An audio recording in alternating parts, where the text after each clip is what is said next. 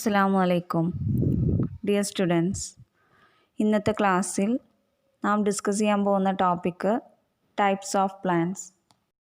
പ്ലാനുകളെ ഈ ചിത്രത്തിലെ ഡയഗ്രത്തിൽ കാണിച്ച പോലെ objectives, strategy, policy, procedure, method, rule, programme and budget എന്നിങ്ങനെ വിഭജിക്കാവുന്നതാണ്. അപ്പോൾ ഓരോന്നായിട്ട് നമുക്ക് നോക്കാം. ഫസ്റ്റ് പറയുന്നത് ഒബ്ജക്റ്റീവ്സ് അഥവാ ലക്ഷ്യങ്ങൾ. Objectives mean the end points towards which all activities of business and directed. Business പ്രവർത്തനങ്ങളെല്ലാം തന്നെ എന്താണോ ലക്ഷ്യം വയ്ക്കുന്നത് അതിൻ്റെ അന്ത്യഘട്ടമാണ് ലക്ഷ്യം എന്നതുകൊണ്ട് അർത്ഥമാക്കുന്നത്. They are the results to be obtained. സ്ഥാപനം അന്തിമമായി നേടേണ്ട റിസൾട്ടാണ് ലക്ഷ്യങ്ങൾ എന്നതുകൊണ്ട് ഉദ്ദേശിക്കുന്നത്. In the words of Dalton McFarland, objectives are the goals, aims or purposes that organisations wish to achieve over varying periods of time. Dalton മെക്ഫെർലാൻഡിൻ്റെ അഭിപ്രായത്തിൽ ലക്ഷ്യങ്ങൾ എന്ന് പറഞ്ഞാൽ ഡൈനാമിക് ആയിട്ടുള്ള ഈ ഒരു സിറ്റുവേഷനിൽ, അതായത് മാറിക്കൊണ്ടിരിക്കുന്ന ഈ കാലഘട്ടത്തിൽ ഒരു ഓർഗനൈസേഷൻ കൈവരിക്കേണ്ട ഉദ്ദേശമോ കാര്യമോ വസ്തുതയോ ആണ് ലക്ഷ്യം എന്നതുകൊണ്ട് അർത്ഥമാക്കുന്നത്. They are usually set by top management. സാധാരണയായി ഉന്നതതല മാനേജ്മെൻ്റ് ആണ് ലക്ഷ്യങ്ങൾ തീരുമാനിക്കുന്നത്. Objectives must be in the form of a written statement of desired results to be achieved within a given time of period. ഒരു നിശ്ചിത സമയത്തിനുള്ളിൽ കൈവരിക്കാൻ ആഗ്രഹിക്കുന്ന ആ റിസൾട്ടിനെ എഴുതി തയ്യാറാക്കിയ ഒരു സ്റ്റേറ്റ്മെൻറ്റിൻ്റെ രൂപത്തിലാണ് ലക്ഷ്യം വേണ്ടത്. For example, an organization may have an objective of increasing sales by 20%. ഒരു ബിസിനസ് ഓർഗനൈസേഷൻ്റെ ലക്ഷ്യം എന്ന് പറയുന്നത് അതിൻ്റെ സെയിൽ 20% വർദ്ധിപ്പിക്കാനാണ്. ഇപ്രകാരം എഴുതി തയ്യാറാക്കിയിട്ടുള്ള ഒരു സ്റ്റേറ്റ്മെൻറ്റാണ് ലക്ഷ്യമായിട്ട് ഒരു സ്ഥാപനത്തിന് വേണ്ടത്. അടുത്തതായിട്ട് പറയുന്നത് സ്ട്രാറ്റജി അഥവാ തന്ത്രം. Strategy is A comprehensive plan for accomplishing an organisations objectives. Strategy എന്ന് പറയുകയാണെങ്കിൽ ഒരു ഓർഗനൈസേഷൻ്റെ ലക്ഷ്യങ്ങൾ എന്തൊക്കെയാണോ ആ ലക്ഷ്യങ്ങൾ നേടിയെടുക്കാനുള്ള സമഗ്ര പദ്ധതികളെയാണ് സ്ട്രാറ്റജി എന്ന് പറയുക. അക്കംപ്ലിഷ് എന്ന് പറഞ്ഞാൽ നേടിയെടുക്കുക. Strategy includes 3 dimensions. സ്ട്രാറ്റജിയിൽ 3 വശങ്ങൾ ഉൾപ്പെടുന്നുണ്ട്. ആദ്യം പറയുന്നത് ഡിറ്റർമൈനിങ് ലോങ് ടേം ഒബ്ജക്റ്റീവ്സ്. സ്ഥാപനത്തിൻ്റെ ദീർഘകാല ലക്ഷ്യങ്ങൾ നിശ്ചയിക്കുക. രണ്ടാമതായിട്ട് പറയുന്നത് adopting a particular course of action. പ്രത്യേകമായിട്ടുള്ള ഒരു പ്രവർത്തന പദ്ധതി സ്വീകരിക്കുക. Third one, allocating the resources required to achieve the objectives. സ്ഥാപനത്തിൻ്റെ ലക്ഷ്യങ്ങൾ എന്താണെന്ന് നമ്മൾ തീരുമാനിച്ചു. ആ ലക്ഷ്യങ്ങൾ നേടാൻ ആവശ്യമായിട്ടുള്ള എല്ലാ വിഭവങ്ങളും അനുവദിച്ചു നൽകുക. അപ്പോൾ ഇത്രയും കാര്യങ്ങളാണ് സ്ട്രാറ്റജിയിൽ ഉൾപ്പെടുന്നത്.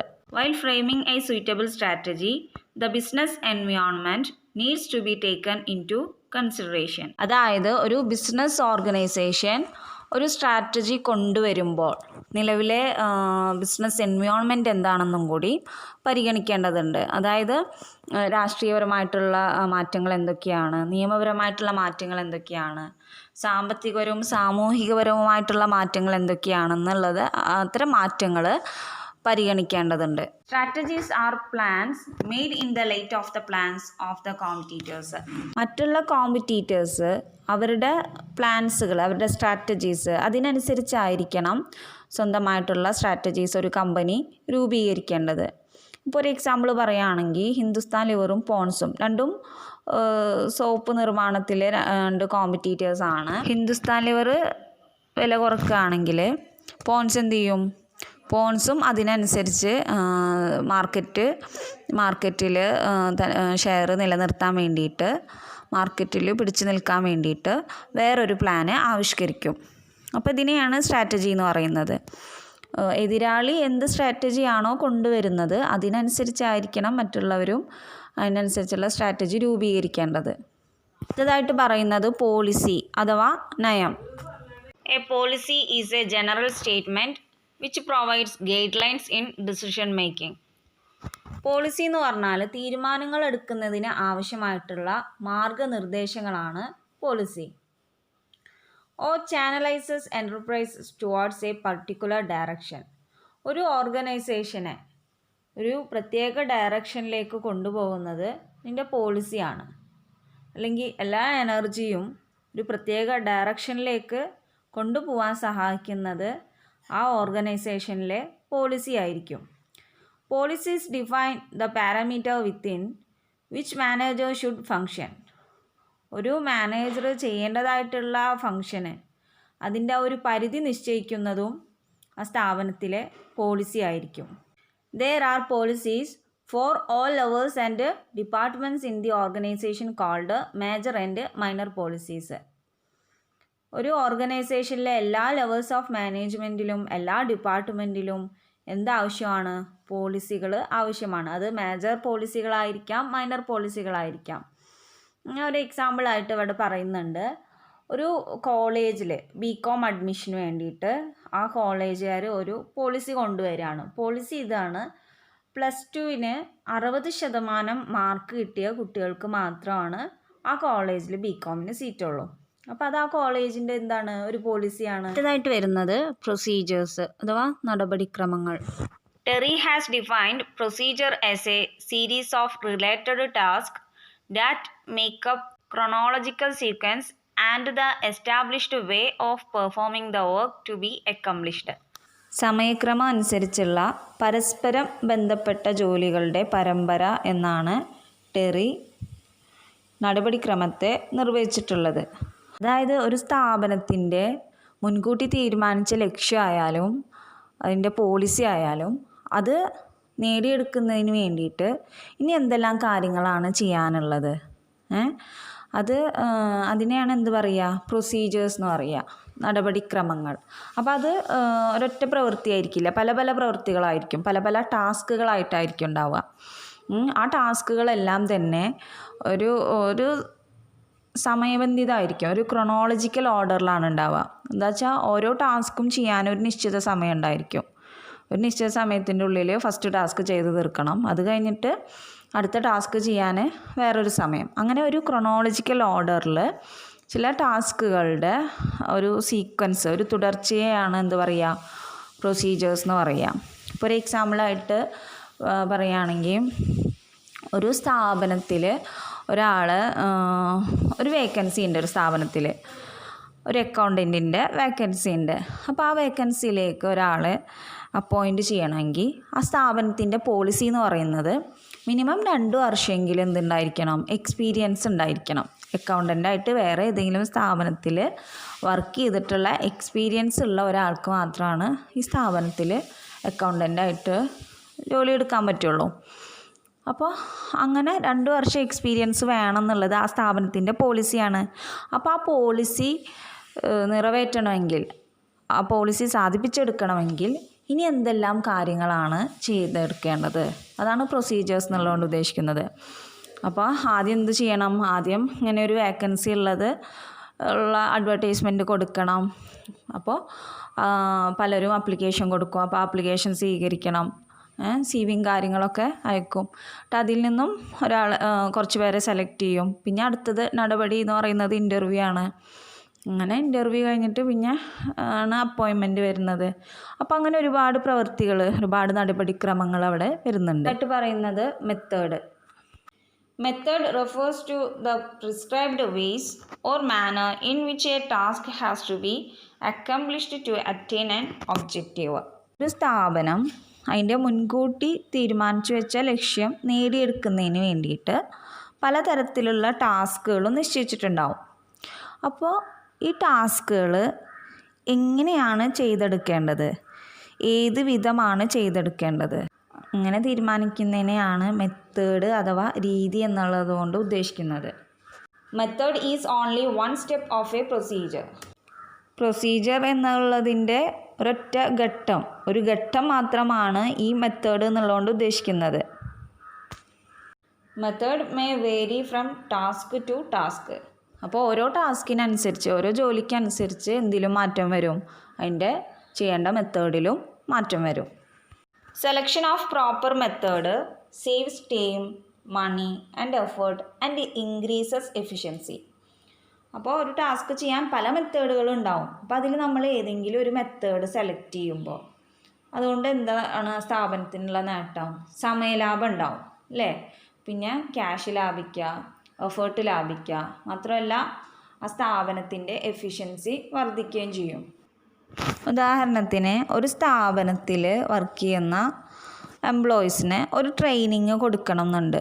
ആ സ്ഥാപനത്തിലെ മാനേജ്മെൻറ്റ് തീരുമാനിക്കുകയാണ് ഇവർക്കൊരു ട്രെയിനിങ് കൊടുക്കണം. ട്രെയിനിങ് കൊടുക്കാൻ ഇന്ന് പല മാർഗങ്ങളും ഉണ്ട്. ഓറിയൻറ്റേഷൻ പ്രോഗ്രാം വെക്കാം, പിന്നെ പലതരത്തിൽ പല എക്സ്പേർട്ടിനെ കൊണ്ടുവന്നിട്ട് ക്ലാസ് കൊടുക്കാം, അല്ലെങ്കിൽ ട്രെയിനിങ് ജോലിയിൽ ഇരുന്നിട്ടുള്ള ട്രെയിനിങ് ആണെങ്കിൽ അങ്ങനെ കൊടുക്കാം. ഓരോ ടാസ്കിനും അനുസരിച്ച് ഉള്ള മെത്തേഡുകൾ സെലക്ട് ചെയ്യുമ്പോൾ പണച്ചെലവ് കുറയും, സമയം ലാഭിക്കാം, മാത്രമല്ല എഫിഷ്യൻസി വർദ്ധിക്കുകയും ചെയ്യും. ആയിട്ട് പറയുന്നത് റൂൾസ് അഥവാ നിയമങ്ങൾ. Rules are specific statements of what should be or should not be done in specific situations. Rules എന്ന് പറഞ്ഞാൽ അത് സ്പെസിഫിക് സ്റ്റേറ്റ്മെൻറ്റ്സ് ആണ്. നിർദ്ദിഷ്ടമായിട്ടുള്ള ചില സ്റ്റേറ്റ്മെൻറ്റുകളെയാണ് എന്ത് പറയുക? റൂൾസ് എന്ന് പറയുക.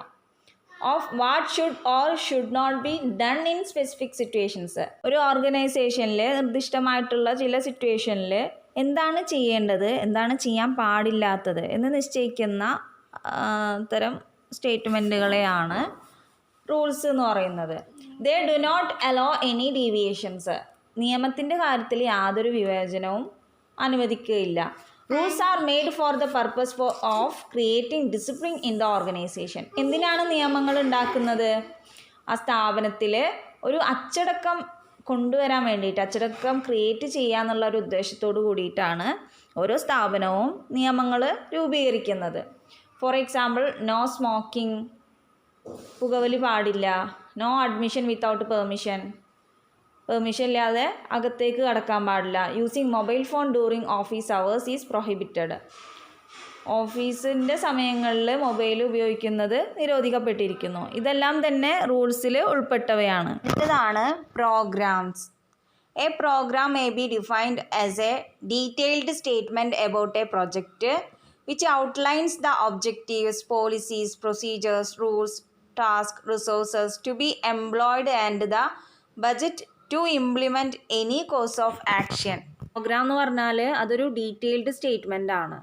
അതിൽ ഒരു പ്രൊജക്റ്റ് ചെയ്യാൻ ആവശ്യമായിട്ടുള്ള ലക്ഷ്യങ്ങൾ, പിന്നെ നയങ്ങൾ, നടപടിക്രമങ്ങൾ, നിയമങ്ങൾ, ടാസ്കുകൾ, ആവശ്യമായിട്ടുള്ള വിഭവങ്ങൾ, ഇതെല്ലാം അടങ്ങിയിട്ടുള്ള ഒരു ഡീറ്റെയിൽഡ് സ്റ്റേറ്റ്മെൻറ്റിനെയാണ് എന്ത് പറയുക? പ്രോഗ്രാം എന്ന് പറയുക. അടുത്തതാണ് ബജറ്റ്.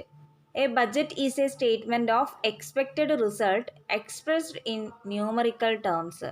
സ്ഥാപനം പ്രതീക്ഷിക്കുന്ന റിസൾട്ടിനെ സംഖ്യാരൂപത്തിൽ എക്സ്പ്രസ് ചെയ്യുന്നതിനെയാണ്, സംഖ്യാരൂപത്തിൽ പ്രകടമാക്കുന്നതിനെയാണ് എന്ത് പറയുക? ബജറ്റ് എന്ന് പറയുക. For example, a sales budget may forecast the sales of different products in each area for a particular month. നമ്മളായിട്ട് ഇപ്പോൾ ഒരു സെയിൽസ് ബഡ്ജറ്റിൻ്റെ കാര്യം എടുക്കുകയാണെങ്കിൽ തന്നെ സെയിൽസ് ബഡ്ജറ്റ് പ്രകാരം ഓരോ പ്രദേശത്തും ഒരു മാസത്തിനുള്ളിൽ വിൽക്കാൻ കഴിയുന്ന ഡിഫറെൻ്റ് ആയിട്ടുള്ള പ്രൊഡക്ട്സുകളെ കുറിച്ചിട്ട് മുൻകൂട്ടി കണക്കാക്കുന്നു. അപ്പോൾ അങ്ങനെ പ്രൊഡക്ട്സ് എത്രത്തോളം വിൽക്കാൻ കഴിയും എന്നുള്ളത് നമ്മൾ മുൻകൂട്ടി കണക്കാക്കുന്നതിനെയാണ് എന്ത് പറയുക? ബജറ്റ് എന്ന് പറയുക. ഇനി ഇതിൽ വരുന്ന ടോപ്പിക്ക് നമ്മളിപ്പോൾ ഈ പഠിച്ച കാര്യങ്ങളെല്ലാം തന്നെ തമ്മിലുള്ള ഡിഫറൻസ് ആണ്. ഇപ്പോൾ പോളിസികളും ഒബ്ജക്റ്റീവ്സും തമ്മിലുള്ള ഡിഫറൻസ് എന്താണ്? പോളിസികളും പ്രൊസീജിയേഴ്സും തമ്മിലുള്ള ഡിഫറൻസ് എന്താണ്?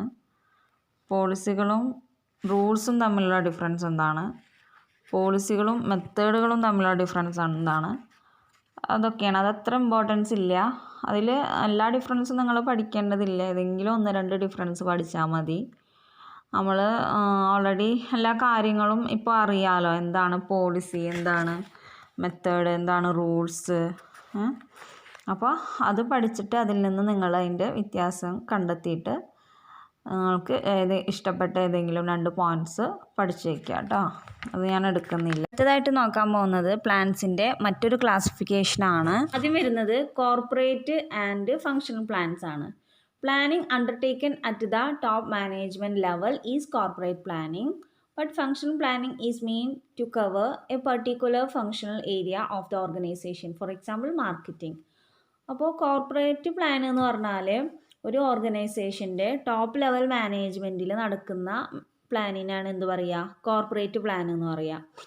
എന്നാൽ ഫങ്ഷണൽ പ്ലാൻ എന്ന് പറഞ്ഞാൽ ഒരു ഓർഗനൈസേഷനിലെ ഏതെങ്കിലും ഒരു ഏരിയ കവർ ചെയ്യുന്ന രീതിയിൽ പ്ലാൻ ചെയ്യുന്ന പ്ലാനുകളാണ് ഫങ്ഷണൽ പ്ലാൻസ്. ഇപ്പോൾ ഫോർ എക്സാമ്പിൾ ഒരു ഓർഗനൈസേഷൻ്റെ പ്രൊഡക്ഷനുമായി ബന്ധപ്പെട്ടിട്ടുള്ള പ്ലാനുകൾ, അല്ലെങ്കിൽ ഒരു ഓർഗനൈസേഷനിലെ മാർക്കറ്റിങ്ങുമായി ബന്ധപ്പെട്ടിട്ട്. അപ്പോൾ അങ്ങനെ ഒരു പ്രത്യേകമായിട്ടുള്ള ഏരിയ കവർ ചെയ്യുന്ന തരത്തിൽ പ്ലാൻ ചെയ്യുന്നതാണ് ഏത്, ഫങ്ഷണൽ പ്ലാന്.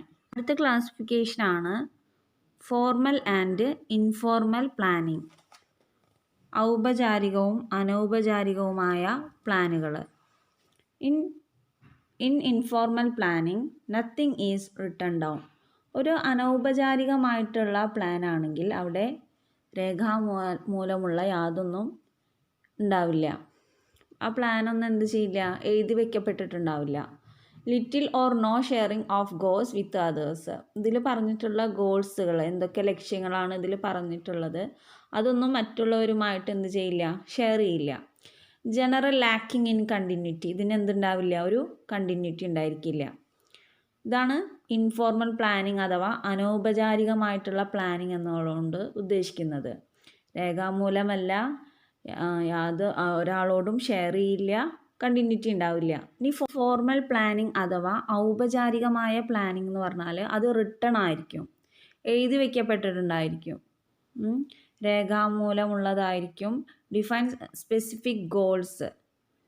ഫോർമൽ പ്ലാനിങ്ങിൽ നിർദ്ദിഷ്ടമായിട്ടുള്ള ലക്ഷ്യങ്ങൾ നിർവചിച്ച് വെച്ചിട്ടുണ്ടായിരിക്കും. Specific action programmes exist to achieve goals. സ്ഥാപനത്തിൻ്റെ ഗോൾസുകൾ അച്ചീവ് ചെയ്യാൻ വേണ്ടിയിട്ടുള്ള പ്രോഗ്രാംസുകളും അടങ്ങിയതാണ് ഈ പ്ലാൻ എന്ന് പറഞ്ഞാൽ. അപ്പോൾ ഫോർമൽ പ്ലാനിങ് രേഖാമൂലമുള്ളതാണ്, സ്പെസിഫിക് ഗോൾസ് ഉണ്ടായിരിക്കും, പിന്നെ ആക്ഷൻസ് ഓഫ് പ്രോഗ്രാംസും ഡിഫൈൻ ചെയ്തിട്ടുണ്ടായിരിക്കും. ഇതിനെയാണ് എന്ത് പറയുക, ഫോർമൽ പ്ലാനിങ് അഥവാ ഔപചാരികമായിട്ടുള്ള പ്ലാനിങ് എന്ന് പറയുന്നത്. അടുത്തതാണ് short range plans and long range plans. ഹ്രസ്വകാല പ്ലാനുകളും ദീർഘകാല പ്ലാനുകളും. Short range plan, also called tactical planning, relates to a period of 1 year or less. വർഷത്തേക്കോ അതിലും കുറഞ്ഞ കാലയളവിലേക്കോ തയ്യാറാക്കുന്ന പ്ലാനുകളാണ് ഹ്രസ്വകാല പ്ലാനുകൾ. ഇതിന് പറയുന്ന വേറൊരു പേരാണ് ടാക്റ്റിക്കൽ പ്ലാൻസ് അഥവാ തന്ത്രപരമായിട്ടുള്ള പ്ലാനുകൾ. അപ്പോൾ ഷോർട്ട് റേഞ്ച് പ്ലാൻസ് എന്ന് പറഞ്ഞാൽ ഒരു വർഷത്തേക്കോ അല്ലെങ്കിൽ ഒരു 6 മാസത്തിനോ 3 മാസത്തിനോ അങ്ങനെ അതിലും കുറഞ്ഞ കാലാവധിയിൽ തയ്യാറാക്കുന്ന പ്ലാനുകളാണ്. ഇതിന് പറയുന്ന മറ്റൊരു പേരാണ് തന്ത്രപരമായിട്ടുള്ള പ്ലാനുകൾ. Long range plan covers a period within may vary from 3 to 5 years or even long. 3 വർഷത്തേക്കോ അല്ലെങ്കിൽ ഒരു 5 വർഷത്തേക്കോ അല്ലെങ്കിൽ അതിലും കൂടിയ കാലയളവിലേക്കോ തയ്യാറാക്കുന്ന പ്ലാനുകളാണ് ലോങ് റേഞ്ച് പ്ലാൻസ് അഥവാ ദീർഘകാല പ്ലാനുകൾ. ഇതാണ് standing plans and single use plans. Standing plans also known as repeated use plans. Standing പ്ലാൻസിന് പറയുന്ന മറ്റൊരു പേരാണ് റിപ്പീറ്റഡ് പ്ലാന് അഥവാ ആവർത്തന plan. Standing plans are intended to be used over and over again. അപ്പോൾ സ്റ്റാൻഡിംഗ് പ്ലാൻ എന്ന് പറഞ്ഞാൽ ഇത് വീണ്ടും വീണ്ടും ആവർത്തിച്ച് ഉപയോഗിക്കുന്നു.